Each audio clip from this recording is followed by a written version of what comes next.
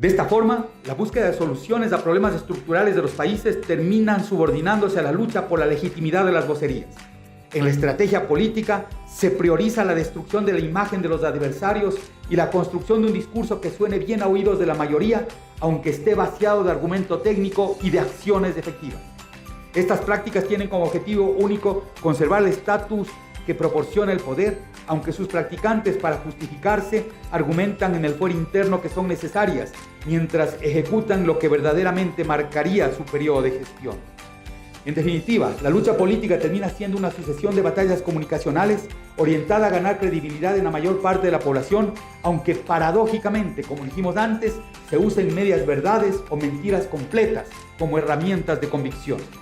En consecuencia, a través de los medios de comunicación se difunden las supuestas verdades que generalmente son funcionales al statu quo, es decir, a los intereses de quienes ostentan el poder político y o económico. Existe un cerco mediático permanente a las ideas transformadoras que desafíen los privilegios de los grupos que históricamente se han beneficiado del poder.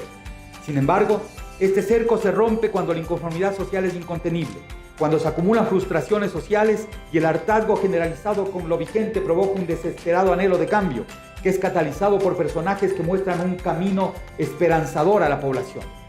En este contexto, desde siempre, el acceso a los medios de comunicación y el control de sus contenidos es lo más trascendente en la guerra por el poder, porque quienes logran incidir sistemáticamente en opinión pública tienen la capacidad de estructurar un sistema de creencias colectivas que en última instancia determina el pensamiento de los miembros de la sociedad y su comportamiento. La realidad no es lo que es, sino lo que nos hacen creer que es. Y la mayoría de políticos operan en busca de conservar o acceder a espacios de poder, para lo que dedican el grueso de su tiempo a intentar posicionar en el imaginario colectivo, a fuerza de repetición de estribillos carentes de sustento técnico o evidencia empírica, una supuesta verdad funcional a sus intereses. Si la felicidad es la congruencia entre lo que se piensa, se dice y se hace, como leí en un muro de una escuela de Bután, país pionero en el uso del Producto Interno Bruto de la felicidad como indicador de desarrollo, entonces en la política existe mucha gente infeliz, aunque para no sonar tan duro diré mejor, carente de felicidad. Efectivamente, las comparecencias públicas de los políticos con aspiraciones electorales o que ocupan cargos públicos se preparan para que se diga solo lo que se define como políticamente correcto, aunque esto no corresponda a lo que realmente piensa y hace el personaje.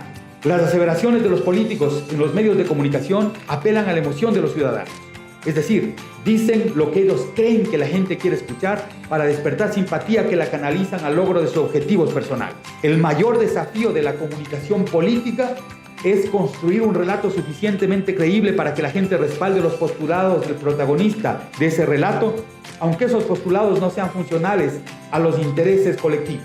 Un ejemplo claro de efectiva comunicación política es el radical rechazo que despierta en ciertos sectores de la clase media latinoamericana el establecimiento de impuestos redistributivos como a las herencias o al patrimonio, cuando la afectación de la medida sería fundamentalmente para una minoría en la que se concentra el ingreso nacional.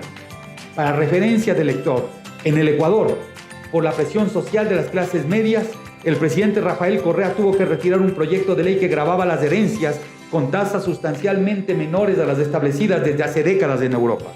Para lograr este comportamiento de la gente pobre, es necesario que crean que algún día se llegará a la posición del que tendría que pagar impuestos y que las recaudaciones benefician solo a funcionarios corruptos. Entonces, el relato es sencillo. Es cuestión de alimentar la esperanza mostrando un par de casos excepcionales de personas que amasaron fortuna saliendo de lo más bajo de la escala de ingresos y evidenciar unos cuantos casos de corrupción. No importa que por cada persona que logró acumular riqueza existan decenas de millones que por más esfuerzo que hacen nunca mejora su situación y que por cada funcionario corrupto existan miles de honestos. Otra vez la casuística como argumento madre.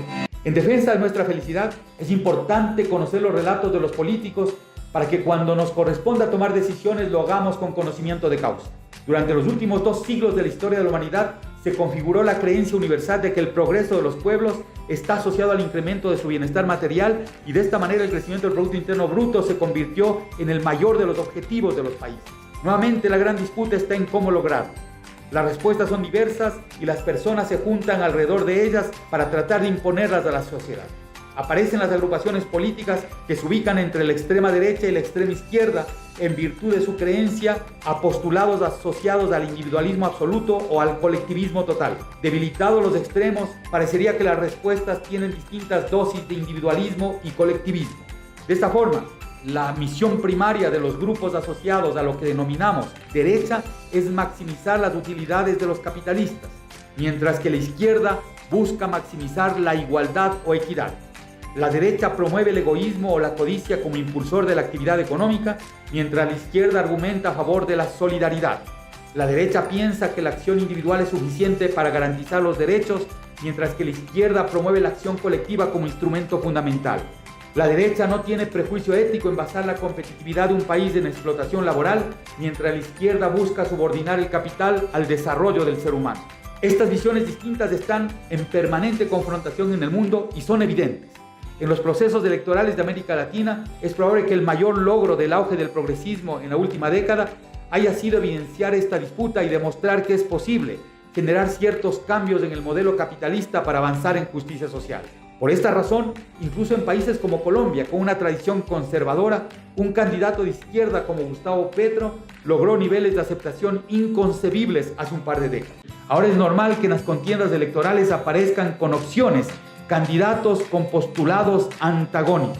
De un lado, el candidato o los candidatos de la derecha defienden la idea de que el desarrollo es producto de las libertades económicas que se otorgan a los capitalistas para que la famosa mano invisible haga una óptima asignación de recursos que terminaría fortaleciendo el aparato productivo. En consecuencia, se generaría empleo.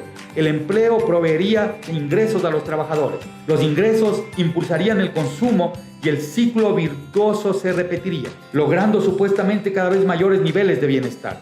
La propuesta se sintetiza en menos Estado, menos regulación, más ganancias para los capitalistas para que la reinviertan asumiendo que la suma de egoísmos, competitividad empresarial, crearía la sinergia suficiente para construir sociedades prósperas. En este contexto, los evangelistas neoliberales levantan con furia su voz para predicar en contra de la política tributaria porque, según ellos, limitaría la posibilidad de acumulación al extraer dinero del bolsillo de los capitalistas, que las sabrían administrar mejor que el Estado. Del otro lado están los candidatos progresistas, que defienden la acción del Estado para corregir las fallas estructurales de la economía e igualar las oportunidades para toda la población.